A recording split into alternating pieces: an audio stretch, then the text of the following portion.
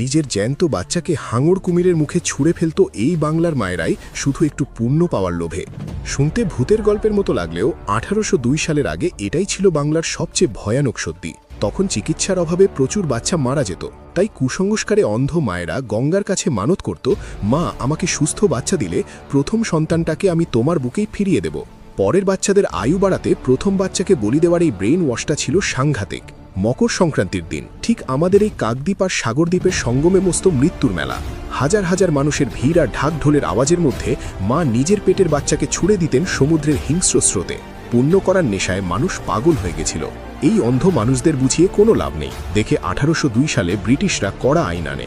গঙ্গাসাগর মেলায় ঘাটে ঘাটে বন্দুকধারী ব্রিটিশ পুলিশ বসানো হয়। ধরা পড়লেই চরম শাস্তি। তাদের কড়া পাহারায় এই জঘন্য প্রথা চিরকালের মতো বন্ধ হয়। মানতেই হবে ব্রিটিশরা এই কাজটা একদম ঠিক করেছিল, না হলে হয়তো আজও এই প্রথা চলত। কারণ আজও তো সাপে কামড়ালে মানুষ ডাক্তারের বদলে ওঝা বা গুনিনের কাছেই দৌড়ায়, তাই না?